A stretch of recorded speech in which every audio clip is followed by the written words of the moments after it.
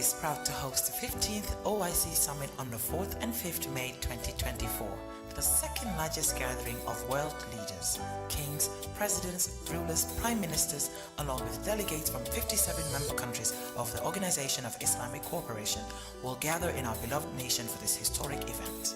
The theme of the summit is enhancing unity and solidarity through dialogue for sustainable development. It's a platform to foster cooperation, promote peace and drive sustainable development across the Ummah and the world at large.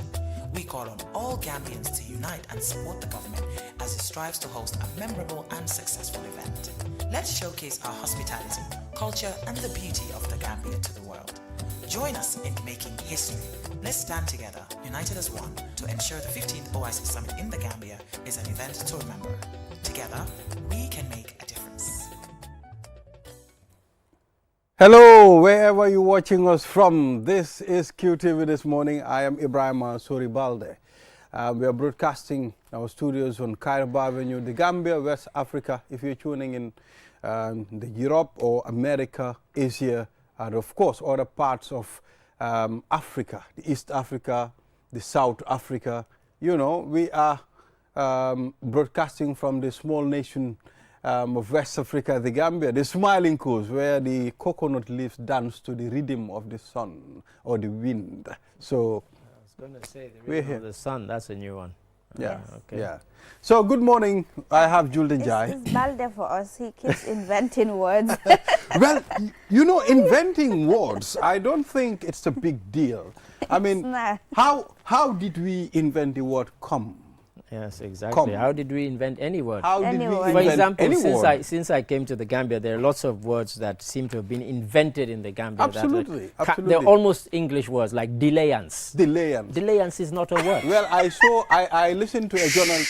Don't go there. I did not want to go there.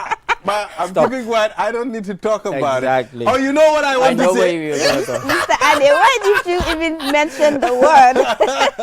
Mr. Ade, I don't know how where to you say want it. to go. I'll be silenced. And someone but repeated the same And word. yes, somebody repeated what that journalist had God. said. Oh, so don't go so there. I don't need to say it, you know. So but we have, delayance is not a word. it's not a word. Delayance, you Yeah. know, we You have know. those things. The word is delay. You know, and You say know. munon ngama job paper ide te dina ko tiye de so ko inde You mo know, tiye ko. but you're talking about another word that they've invented in the Gambia is overspeeding.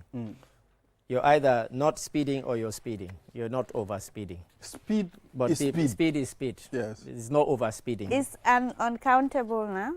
Well, whatever. There's no overspeeding except in the Gambia.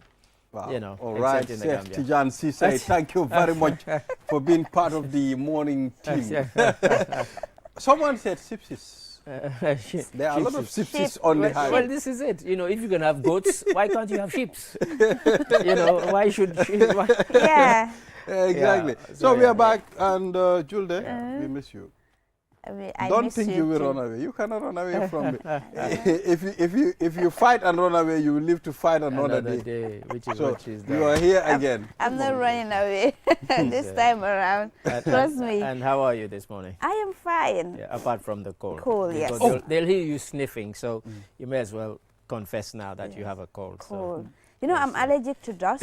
Anytime so it am I. gets to me, yeah. So am I. I have Okay. this cold, and I hate wearing And face it can masks. scare- I don't right, like right. masks. Yeah. It suffocates me. Apparently, I have to deal with it. Definitely. Yeah. So, Mr. Ade, how are you? I'm fine. You are rocking your haftan again. I'm rocking my haftan again. I did Nice explain one. the other day Mashallah. that leading up to the OIC, I'll probably be rocking my haftan That's a challenge. every day. That's the challenge. So I've got about 50 or 60 of them to get through. So there's time yet. Whoa! Wow, that's a lot. Are you selling I know. The haftan? was designer quite- I must be very Are you a haftan dealer? I was quite surprised when I started counting. I was like, wow, I didn't realize I bought so many. Yeah, over the last 5 years. You are so whatever. fascinated about haftan.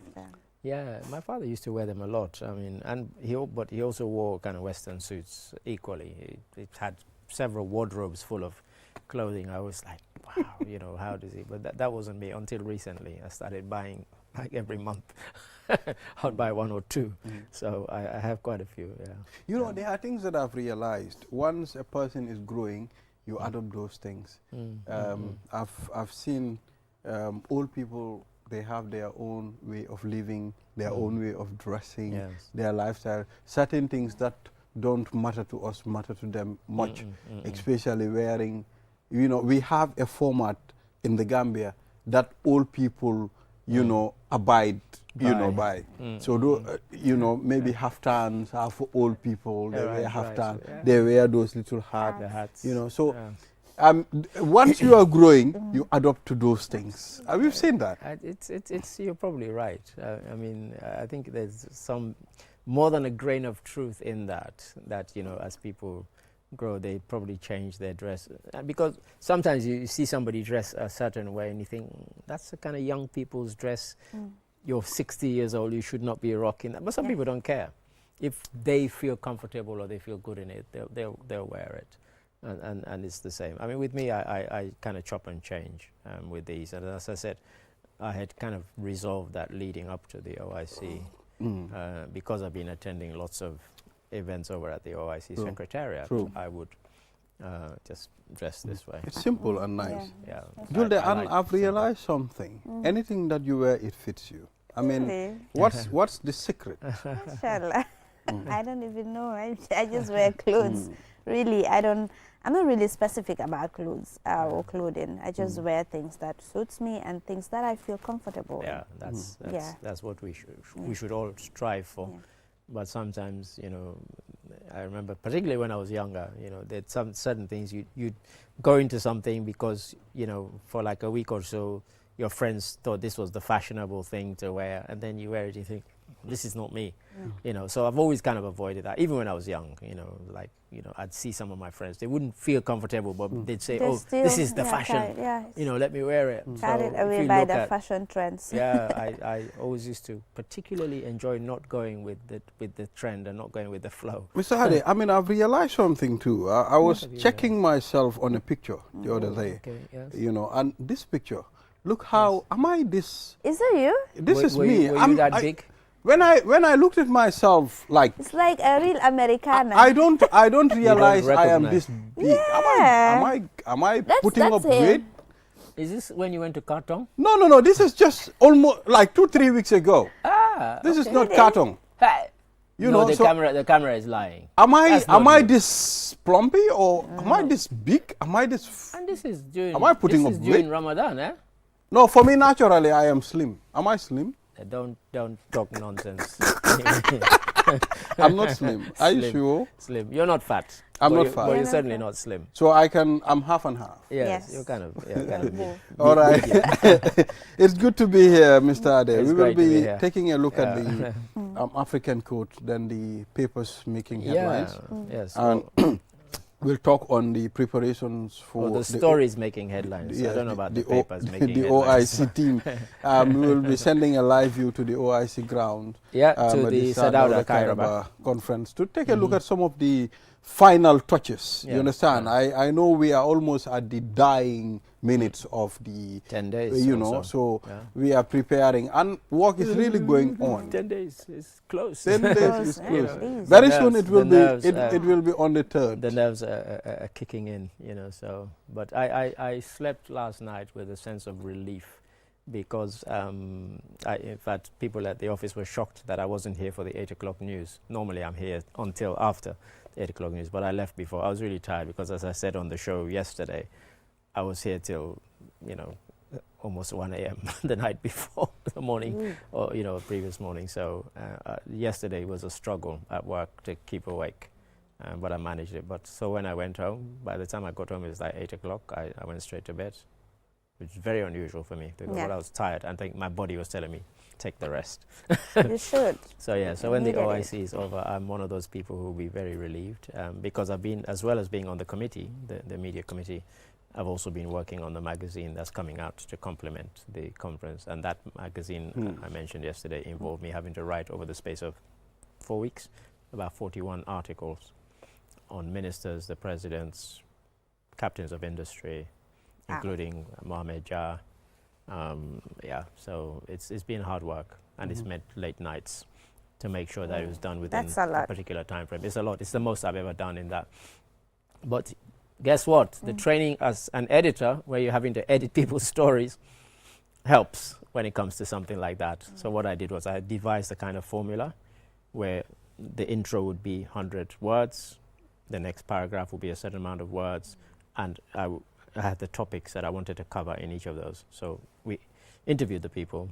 But yeah, this is all OIC, so OIC related. So I'm glad it's gone forward now to the printers, and yeah, I'm looking forward to the summit, but I'm also looking forward to beyond the summit. When it's come and gone. Yeah, but I'm very much excited about it. Exactly. So let's take a look at the quote. It reads, "He who is brave is free." It's a short one. It's very short, precise. short and brief. to the point. Yes. Yeah, and where does it come from? Does it say? Well, there is no indication. No, that's all but right. it says, "He who is brave is free." Yeah. Bravery. Yeah, because they sometimes say that freedom and the feeling of freedom is a state of mind, state of being. And it's like they say even somebody who is in prison, if that person has accepted the confines of the prison and yet mentally they're in another space, in a sense they're free because they're thinking beyond the physical confines that they are in. So to an extent I agree with that. He who is brave is free. You don't have shackles on. And the worst shackles are probably not the physical ones, they're the mental ones. Yeah. So Julia, can you please delve into that? Please, because I've been waiting our for interpretations are feeble. We want yours to be at least strong. Balde. Okay.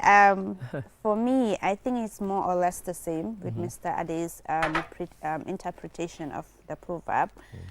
It's freedom, because I believe in true freedom and empowerment comes from facing your fears, conquering them, and believing in yourself. That is what true bravery, and true freedom is. If you are able to actually move away from things that scare you the most, if you're able to confront your fears, if you're able to stand up for what is right, if you're able to stand up for the truth, that is true bravery for me, really. And like you said, it's a mental issue, and it's the most dangerous issue ever. You can see people physically they're okay, but mentally they are not strong, mentally they are not brave enough. They confront things, and they have to, they will face nightmares, they will face stuff, and some of them will be depressed and all of that. So bravery takes a lot. So true freedom for me is fighting for what is right, even though you are fighting it alone. But if you know that this is what is right, and you know that you're fighting for it, that is, for me, is true freedom and true bravery. You have to be brave enough to conquer. You have to be brave enough to go for what you really want. You have to be brave enough to, accomplish things, go beyond your comfort zone. That is really true bravery for me, really. And hence true freedom. And what about yourself, Mr. Balde? Well, I'll tell you something, whether you know it or not. I probably don't. There are people that are going through some mental and emotional pains because of the fear they have. Because they don't want to face their tomorrow. You understand? Because their present, made it very difficult for them to get through to see tomorrow. You understand? I'll talk from experience. I worried a lot before, what is going to happen tomorrow? What are people going to say? I worry about that a lot before. But since I stopped worrying about those things, then I gained that self of fulfillment, that self, confidence, that self-esteem. You understand? I don't worry about what is going to happen tomorrow. I don't worry. I only focus on today. I make sure I work on today 100%. Yes. Tomorrow, what is going to happen? Nobody knows. When I get there, when tomorrow comes, then we deal with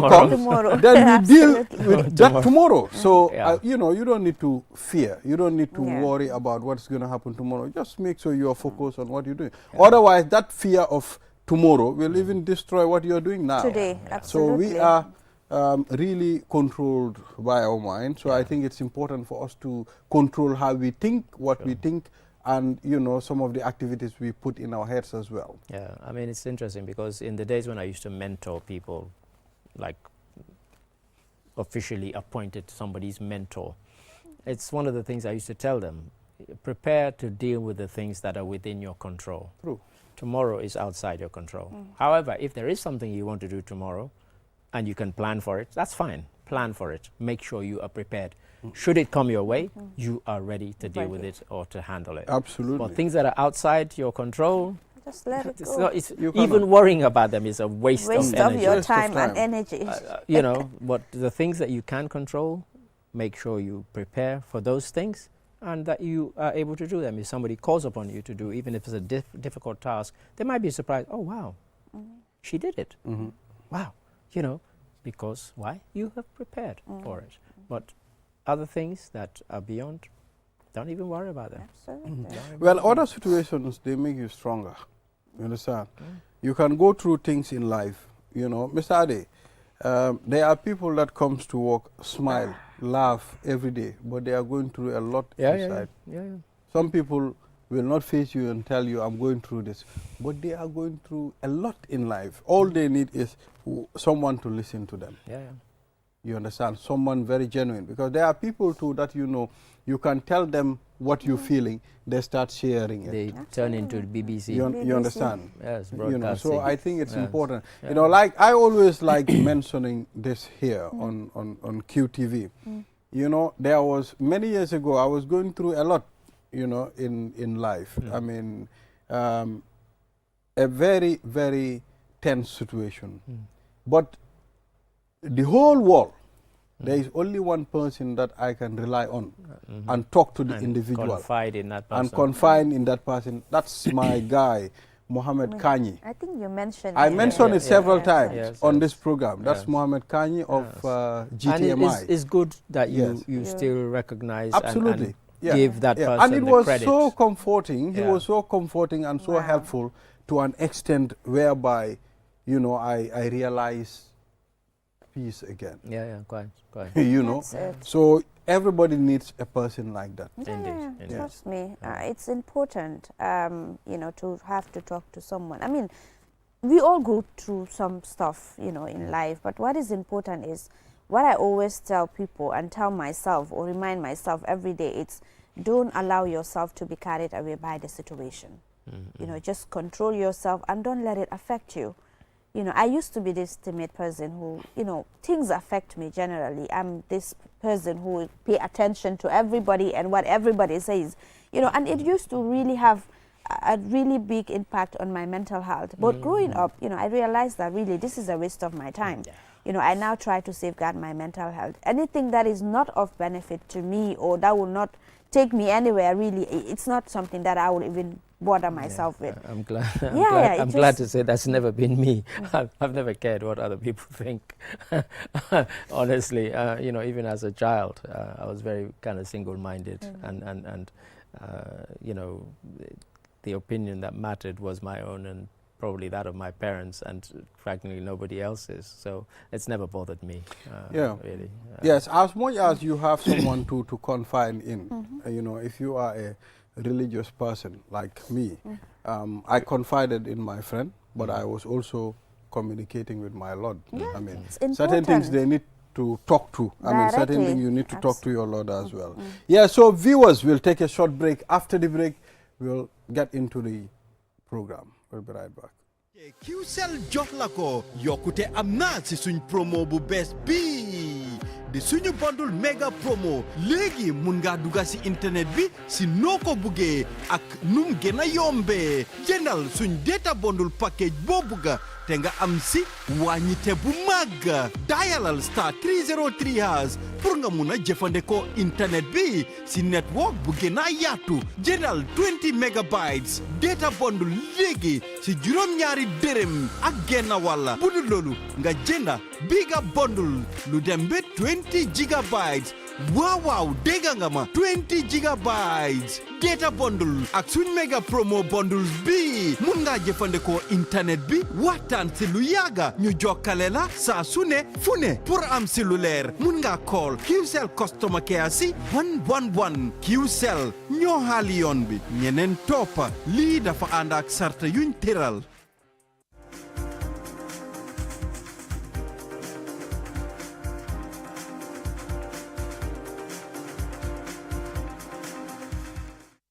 You are watching QTV this morning. I am Ibrahim Asuri Balde. In the studios, I'm with Julden Jai and Mr. Ade Drame.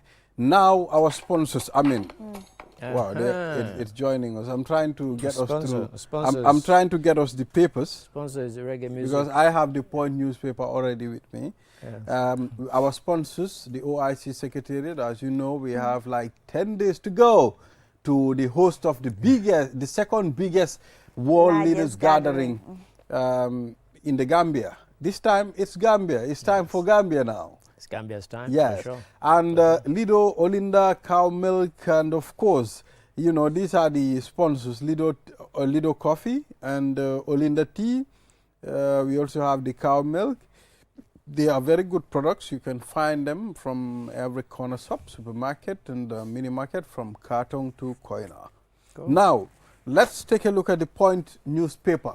The Point newspaper main headline reads, Gambian asylum seekers face deportation to Rwanda as UK approves plan.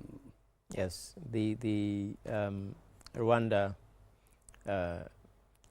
bill has gone through both houses of parliament, House of Commons and the House of Lords, and it means it's about to become law, and it will become law once the King Charles II puts his signature to it. It will be law, and then within the Prime Minister Rishi Sunak estimates that within 10 to 12 weeks deportations will begin. So yes, of course, Gambians are amongst those. There are many from many nations, of course including Gambians. Wow. Who've tried, but even up to yesterday people were still crossing over in little boats, because you can cross over in a canoe from France to England. And so the BBC went there to do a story, and lo and behold, right in front of them it happened. Some people crossed and landed, but also some people who were crossing, unfortunately some of them died on the boat. 7 people died, including, I beg your pardon, 5 people died, including a 7-year-old child. Wow. Died on the from France to England. Yes, they don't want to stay in France. France is not a pleasant country. Sorry, French people. And you wonder why, if you get to France, why is it you're trying to get to England? That's my question here. That's the point. And the French people are happy about it, but at the same time they're like, what's wrong with our country? Why don't they want to stay here? They don't want to stay there. They all want to get to England or to Britain. They think life is easier there. They think life will be better for them there. And so tens of thousands have crossed over in the last 4 or 5 years, longer than that, but it's kind of reached a kind of high point, and now it's become a big political thing. All the political parties are trying to show that they are tough on this sort of illegal immigration. People keep saying irregular. It's illegal. You know, nobody invited you there, so it's illegal, really. Yeah. Wow. And so that bill has gone through, and they've signed a multi-million-pound deal with Rwanda.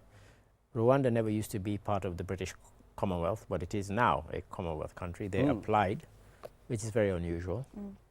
And they applied and they were accepted as a Commonwealth country, and they're now a Commonwealth country.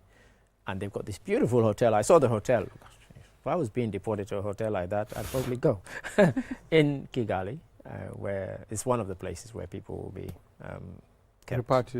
repatriated to, and then they can make their application from there, and it will be processed. And if they're successful, they can go back. They can go back. They can go back. In most countries, in most cases, they probably. I mean, I I don't think that would be successful. So that's going to be successful. That's going to be 90, 90, 10. No, back to England. To England, because some of them are saying that they're fleeing all sorts of persecution in their countries, and that's why they're fleeing. But I think the majority, let's be honest, are not fleeing persecution or war.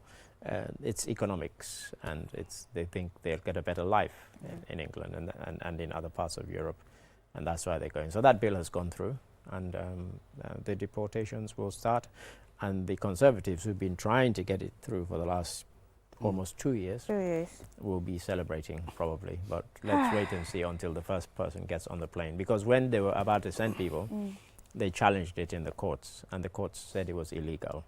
And so they took it back to Parliament, redrafted it. Now it hasn't exactly sailed through, but it's gotten through with in the face of a lot of opposition from parliamentarians.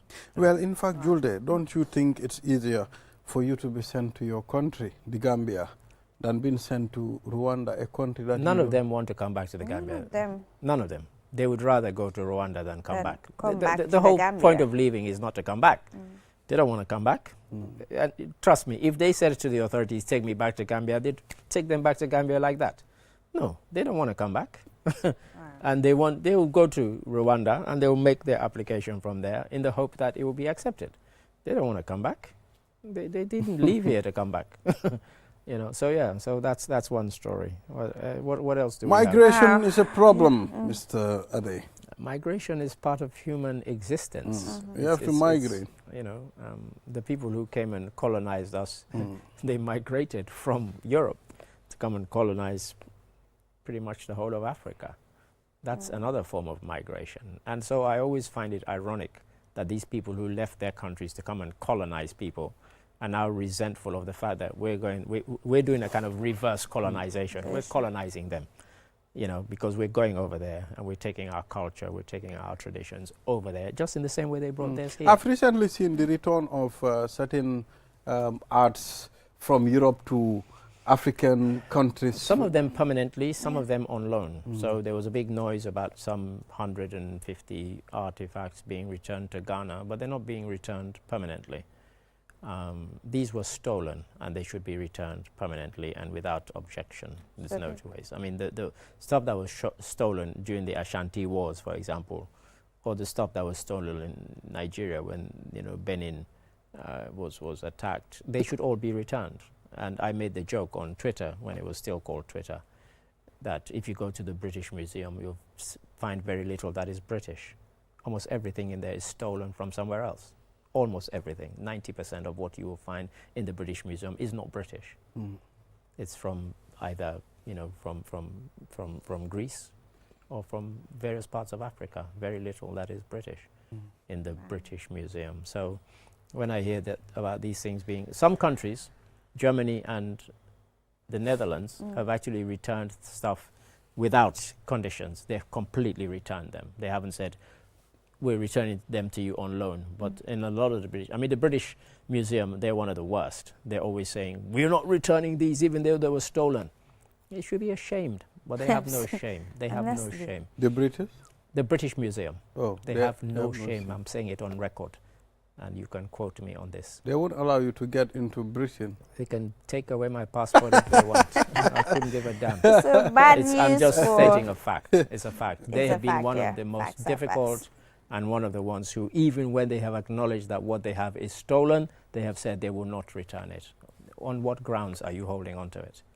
They're shameless, honestly. It's crazy. Yeah, but So, anyway. what bad else, news Doris? for some of us who want to pursue a degree at the University of the Gambia. They are planning to increase their tuition fee. Well, they can increase the tuition fee, but in some cases, people might be able to get scholarships, and unless it's increased to an extent where it's unaffordable, then of course, then it's a problem. But you know, I find it ironic that people can find $2,500 to pay a people smuggler to smuggle them into Europe, where if you told them to find that for a tuition fee, they'd probably tell you it's difficult. So, yeah, as long as it's not outside the reach of people's pockets, then we don't know. Do we know what the fees are going up to? No. It's not mentioned. Yeah. So, And I mean, we know don't... that currently is around 37,000. 37, I believe. 37,000. So, Yeah. I don't know Is if they are that per term? increasing. Yeah, per semester. What semester? Per Okay. semester. I mean, don't you think we should resort to another university? Can we have What do you mean? a different university, a private university They'll again? charge even more. A private one. Because for them, it's profit making. Profit, yeah. The government one is not about profit. And they're not doing it because they want to make a profit. They're doing it because they have to have running costs. How do you run it? You know, the tutors and everybody else has to be paid. The cleaners have to be paid. Everybody has to be paid. So it can't be completely free. You know, tuition fees. But as I said, as long as the increase is not so bad that it prevents people, because that would be terrible, that it's so high that people can't afford to go, then that will be, but I'm sure there might be a way that they can it might be subsidized. Yeah. Or as we're having the OIC summit coming, one of the things I've said quite unashamedly is we should appeal to some of these countries if they can actually sponsor either scholarships here or Honestly, scholarships in Mr. their own countries. Yeah. I've got no shame in asking for that, and some of them can afford it because for them, not to insult anybody, it's chicken change what we will be asking for. Really, and so I would appeal to them if anybody who's coming from one of these richer OIC member countries are coming, please consider sponsoring, if you 1,000 or however many. If you students tell here. them $37,000 is in dollars, and they'll ask you how much in dollars, and you tell and if them, you tell them how, they'll tell you dinner. How much in dinner? well, you can tell them whatever, but it's still a small amount. Small amount. It's not a huge amount for us because we're a small country and we're not a rich country. It's a lot. That's a lot for people, and sometimes people struggle to get that. Let's be honest about it. So even though we say it's a small amount, it's a small amount in global terms. If you wanted to go to university in England and you're a foreign student, I think you're paying over 70,000 a year. It's some ridiculous. 70,000 pounds. pounds. You're talking. So it's some ridiculous. You pay more than the home student, by the way, way more than the home student, and yet our students coming from poorer countries, we managed to find that money somehow. To get our people there, and I've never felt it was fair that coming from these particularly poor or kind of low income countries, we're paying 2-3 times what a home student is paying. But they want to be fairer to their own students, so the fee is lower for them, but it's very, very high for foreign students, and they make a lot of money from that. British universities, but as I said, we can appeal to these OIC member states to sponsor for the next 10, 15, 20 years. And so that lessens the burden on our families having to try and find that money, because even for many of them, that 37,000 is a lot. It's a lot. It's a I mean, lot. if you convert the salaries of people, So most of this is them it. can't even That's have right. $200 per month. Exactly. When you convert their salaries and then you convert their living, you take away their living expenses, how are they going to find that kind of money? So for them, that 37,000 is a lot.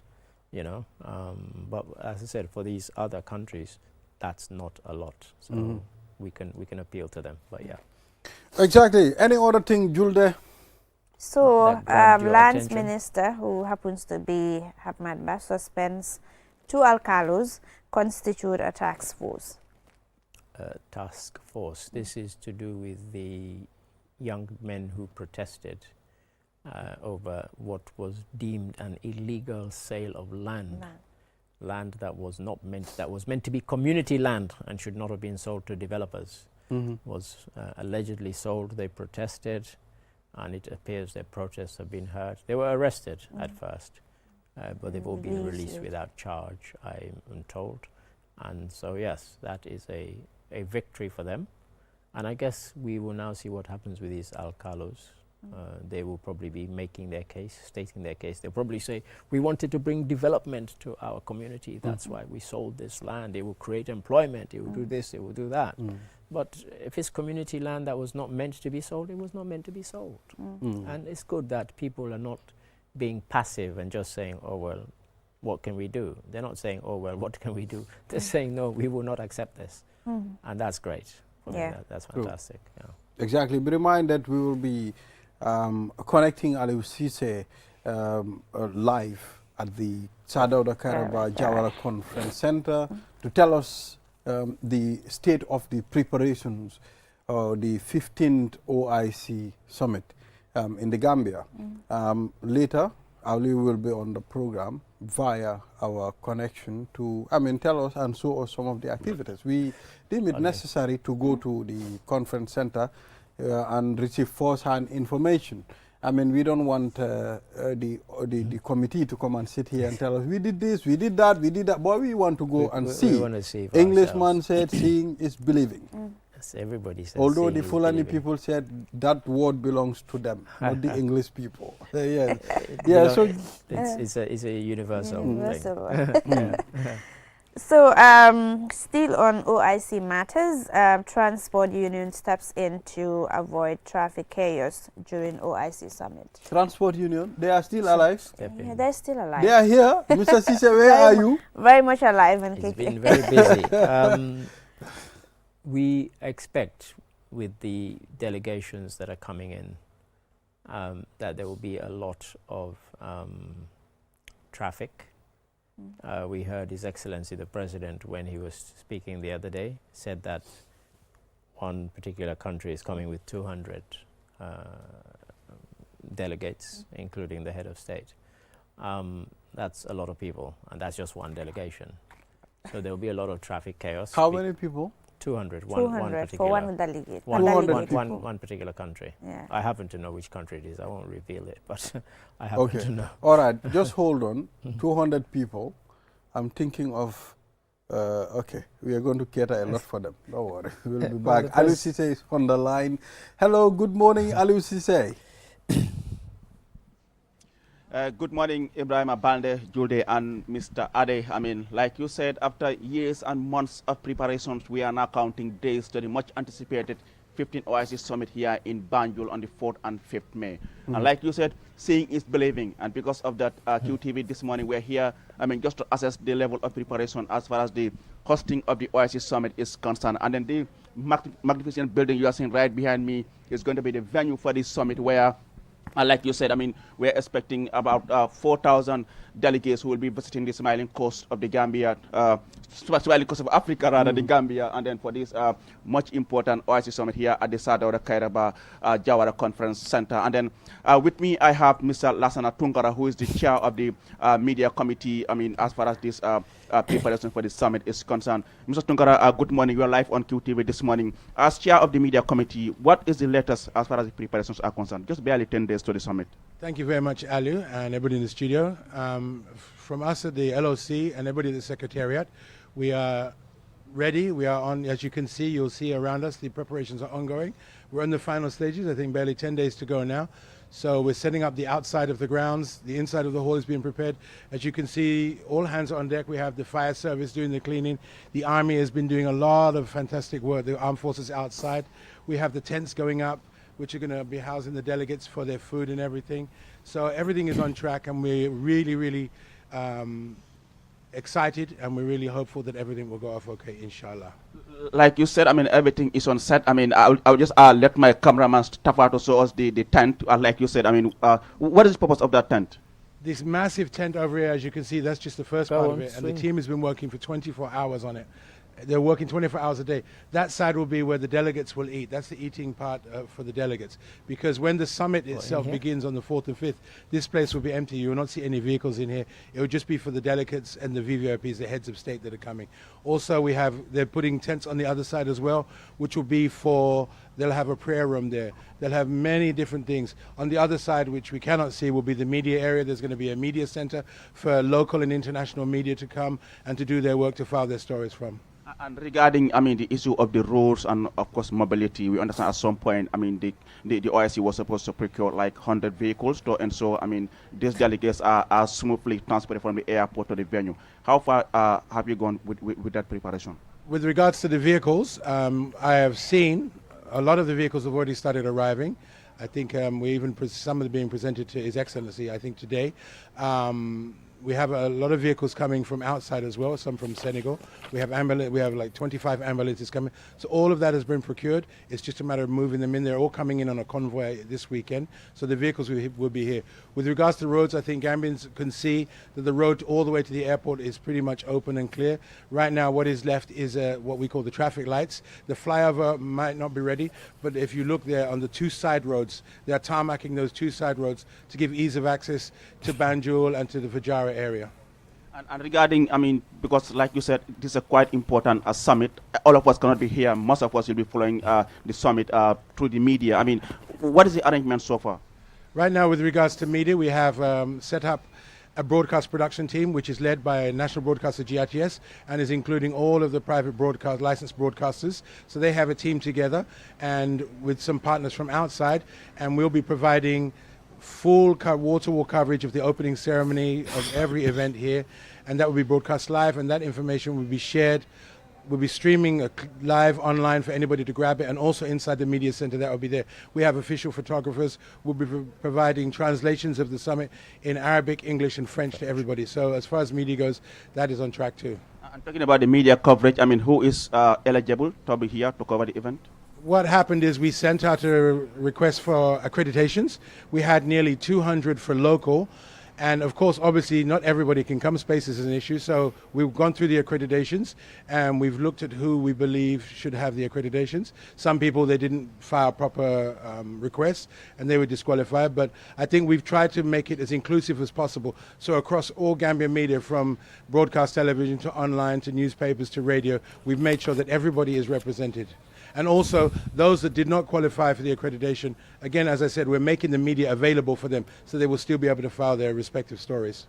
Well, that's Lassana Tunkara, I mean, who is the chair of the media committee. And still, I mean, accommodation is something that many people are still doubting. Do we have the capacity to accommodate all these people who are coming, like 4,000 people or plus? Actually, it's 3,000 people, but I understand people feel, do we have the capacity? But that's because I think that's how we, as Gambians, that's how we like to think.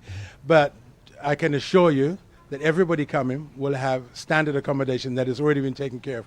We have split it up into clusters. We have Banjul, we have Fajara, we have Bijilo, we have Senegambia area. There's 5 or 6 clusters. So we've taken, we've been on this has been 5 years in the making, so it's not a small thing. And yes, like as His Excellency the President said, we don't have the Radisson Hotel, and we're disappointed for that. But still, as Gambians, we know how to manage really well. So we've made sure. In fact, yesterday the technical team from Jeddah, they came from the Secretariat from Saudi Arabia, and they are extremely pleased with it. So for me, if the Secretariat from Jeddah is pleased, we should be pleased too, and we should be optimistic. Let us be optimistic, because remember, the summit is next week. After the summit, we are the chair of the OIC for 3 years. So a lot more things can happen in there with regards to diplomacy and development. So it's a wonderful opportunity for Gambians. And even yesterday, when I was talking to some of the technical team from Saudi Arabia, they were really enthused that a country as small as ours is representing the OIC, hosting the OIC.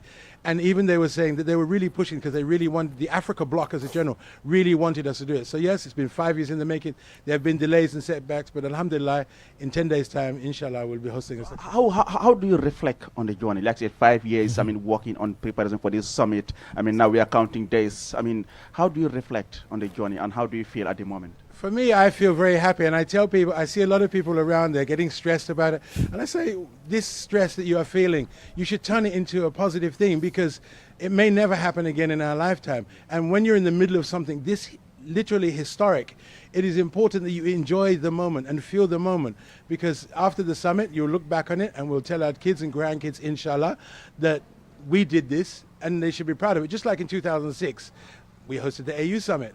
And this is much bigger. This is almost as big as the UN. So, you know, let everybody be happy, let everybody be positive, and thank God that we are doing this.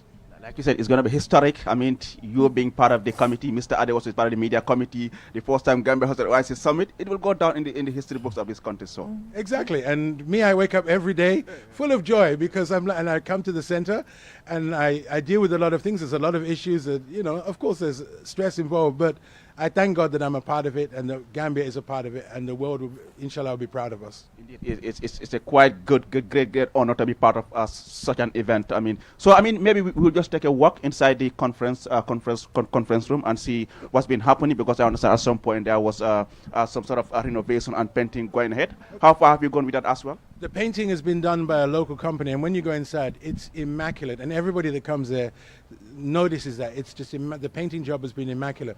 Right now, we are waiting for we have a team that's replacing all of the chairs in the plenary hall. I don't even know if it's open now, because obviously we have to host 57 heads of state or their representatives. So that's being changed now. But everything is going well. As you can see, the cleaning, every day you come in, they're cleaning. We're making sure this thing is going to be spotless. Also, the security, you'll see it's quite important. Earlier on, I saw Commissioner Bojang walking into the conference hall. I was going to ask that, because security is very important. Having like 57 heads of state coming to the country, I mean, security-wise? 56. No, I think, and again, this is something that we've never experienced before in this country, and so the security level is extremely high.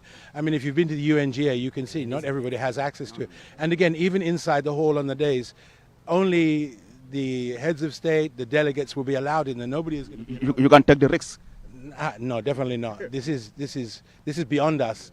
Even the directives for the security comes from outside, and then we just implement it. As you saw Commissioner Bojang. All the security forces are on board. You'll see the new scanning machines are set up at every entrance. So security is really, really high, and I want Gambians to understand that it's not a matter of we're trying to keep them out. We're just trying to keep everybody, our guests, safe. That's the bottom line. I know everybody wants to come, but it's really not going to be possible. Even like people working here, even our local security forces might not even be allowed inside because the level of security is going to be extremely, extremely high. That's why we went through a rigorous process. Even with the accreditations for media and the delegates, they have to go through a security vetting. Even you yourself, we had to check you. You're lucky you passed. Well, so where do we go next now? Just We can just take a stroll inside. Okay. Tafa, my cameraman, we can just take a slow walk in. Balde and Mr. Ade, that's exactly what is happening here right now. I mean, just as you heard from Mr. Tunkara, exactly. everything seems to be in place as far as the preparation is concerned. But like you said, this is a quite great honor for any one of us to be part of the organizer of the OIC Summit. I'm so Mr. Ade and Mr. Tunkara. This is something that will go down in the history books of the country that they were part of. I mean, the organizing committee of the first for the first time the Gambia hosted. I mean, the OIC Summit here in the country. Definitely. Like apart from him, I mean, those are personnel from the fire and rescue services. I mean, just trying to make sure the place is clean, which is very important because, like you said, I mean, they're trying to ensure the place is clean. Tafa, you can just show us, I mean, what they are doing here.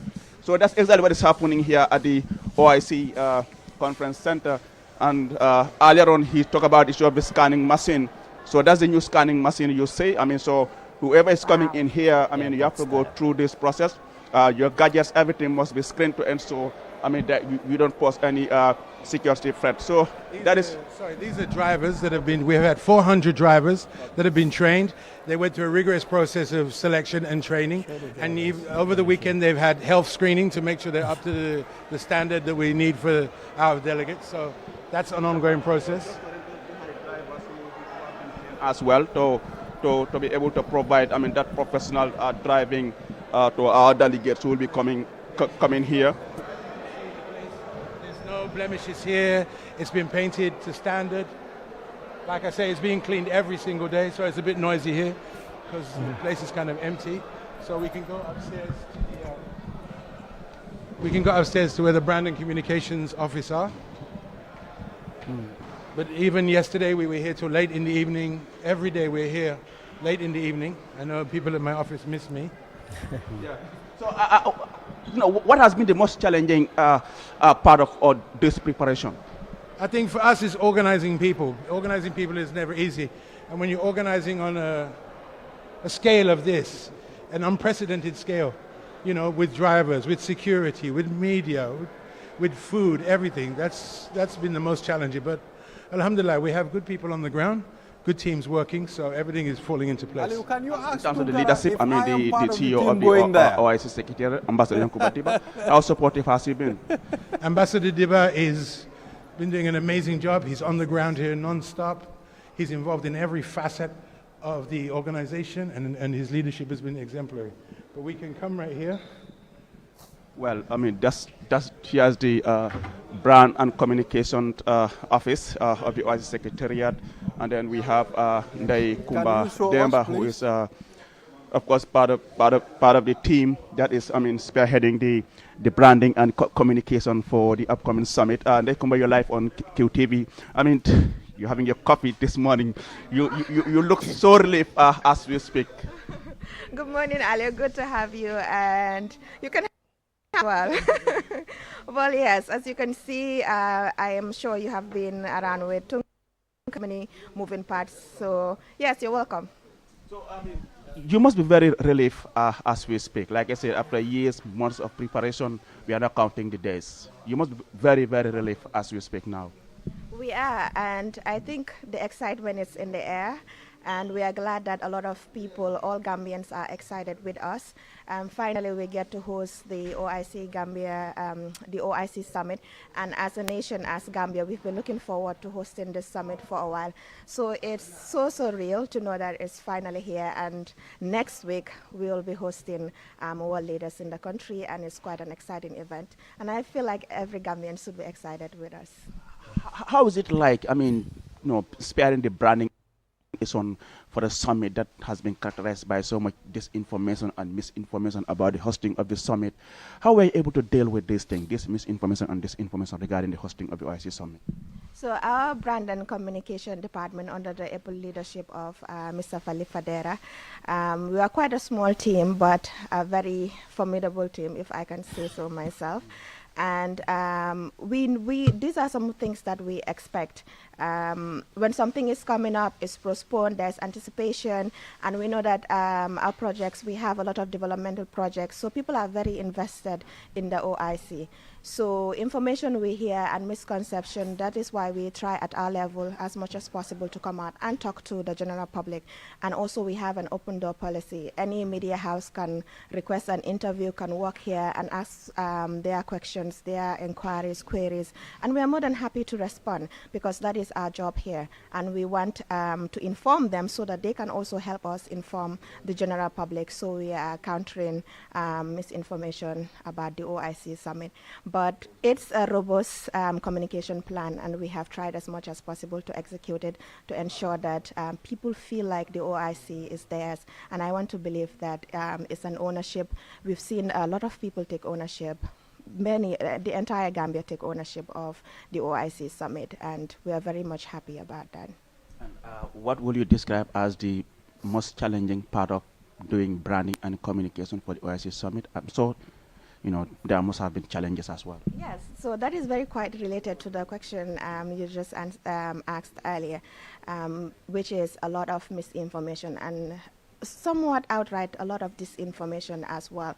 We understand different parties have different agendas, and we've had so many things about the OIC Summit that are very inaccurate. So our job is to ensure that we are on top of things, we are clarifying things as they come, but we are also doing a rigorous public engagement so that the public is aware of what is going on, and even on their own, they can be able to dispel some of the misinformation and disinformation we've been hearing about the OIC. But overall, it's been quite an exciting journey, and we are all happy to be part of this excellent journey.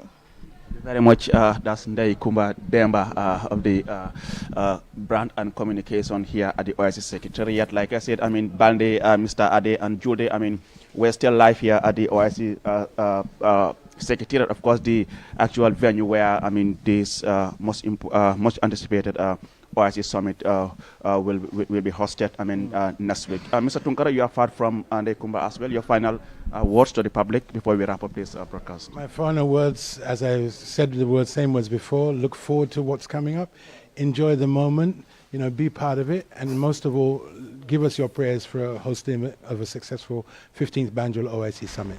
Thank you very much, Mr. Balde, Yes. Ibrahim Balde, Mr. Ade Jode. That's all we have for you from the OIC Secretariat here in Begilo. Back to you in the studio on Kairaba Avenue. Thank you very much for that update. I think we can see everybody is eager to receive the guests, I mean, that are going to be part of the OIC Summit. I mean, Tunkara mentioned something very important, that is the Secretariat from Saudi. When they came, they were very impressed with the preparations on the ground. I think, you know, that's one thing for me. If they are satisfied with the level of preparation here, I mean, I think we should be very comfortable to say the Gambia is now ready to host the OIC Summit. Yeah. Indeed, like you said, this is a culmination of years and months of hard work. I mean, a lot, I mean, to have the Gambia host this summit. I mean, because looking at what is required as far as funding and all those logistics for the hosting of this summit. I mean, you earlier on heard from Tungar talking about the importance of this summit. This is the second largest gathering of world leaders after the UN General Assembly. So it's by no means a small gathering. And then looking at what is happening around the world, I mean, as far as the Ummah is concerned, this is a summit that, I mean, all the leaders who are coming to this country will be looking forward to a quite intense conversation and honest conversation in terms of addressing the issues that are affecting the world, particularly the ongoing war on between Israel and as far as that. So for me, I mean, this is a very important summit that comes at the right time. I mean, in terms of addressing the issues affecting the Ummah. But like you said, it's been a quite hectic journey. I mean, it's not easy. I mean, when you look at the preparations and all what is needed, I mean, it really takes, I mean, hard work, I mean, and of course, skills in mobilizing funds to be able to host this summit. Aliou Cissé, can you finally check my name if I am accredited to be part of those going to the summit? Because I want to be part, I want to talk business. Well, Mr. Tunkara said, okay, Banes asked whether he's accredited. I want to be part of... I don't know, but I'll give you a shirt when I come back, Balde. Well, Balde. Yes. Balde, these are well tarred. This OIC Summit. Aliou Cissé, anyway, thank you very much for updating us. Yeah, if I could just pick up on... Thank you so much, Balde. All right, thank you. Yes, Mr. I was going to say, if I could just pick up on something that was discussed, there were many things that I could have spoken on. But just on the accreditation, Tunkara mentioned 200 plus. It was close to 300 local that applied. And I think for those who might feel disappointed that they weren't given accreditation, they need not worry, because they will be getting high resolution photographs, high resolution videos. Good news. High resolution audio all throughout the day. And I have to say to some of them, and I won't name names, but from some very big publications and so on, they didn't read where it said, please attach your accreditation letter here. They put a photograph. That disqualified you straight away. So some of you might be resentful that you were not accredited, but you just did not do what the thing asked. And we can't start fiddling for everybody saying, oh, well, they meant to put it here. It's quite clear. Here it says put an ID, put a passport photo, put your accreditation letter. And in many, I mean, I'm talking of 40, 50 cases where it said put an accreditation letter, they just put a photograph of themselves. And some of them, for some bizarre reason, put the flyer for the event where it said accreditation letter. It was really disappointing. And some of them were from big media houses. It's going to tell you the level of understanding. I was quite shocked. I was on the committee that was going through the... Due to this rush hour, we don't have time to be looking at it. So it's allotted that the time is already up to that. So. Okay, till tomorrow, just to say that we are all optimistic and we are looking forward to the hosting of the OIC Summit, which is on the 4th and 5th of May 2024. You know, let us pray and hope that everything goes well. But for me personally, I am really optimistic. And I'm sure that we are going to have a successful summit. I'm hopeful. Yeah, so thank you very much. Our sponsors, Lido, Olida Tea and Cow Milk, the OIC Secretariat. We'll be back here, inshallah, tomorrow to give you, you know, another this morning. Until then, have a wonderful day. Lady Gambia non happy weltare maunde wadande on OIC Summit hikka woni laabi sappo e joyi be dum bada he aduna he ngal dental wadat balde nay ha balde joyi he lewru me hitande 2024 lambe horebe leydele ndewbe horebe leydele wondi hen e capande joyi e jeedi wodbe garnobe leydele moen ndendube o Organisation of Islamic Cooperation be tawtoyte dum he nder leydi men wonat non ko yejjittaake ha abadan hikka non ngal dental ko be jewtata hen ko woni no jam nyibirta darde ne podden daro hangonen gotum en fof jaaden pour bamtare men beydare hakkunde men he kulle yahotiral he leydele julbe he aduna he fof be noddan non bibbe leydi Gambia fof en fof ngaren gonen gotum ballen lamo ngu e nder darde ne be dari hangal dental wadani no be jidri dum ngare jabboden be hobbe teddube kollen be cosaneji men aadaji men e leydi men no weydiri e aduna he ngare denten he o taari daroden enen fof hangal dental OIC badangal do he leydi Gambia wona dental ngal yejjitaake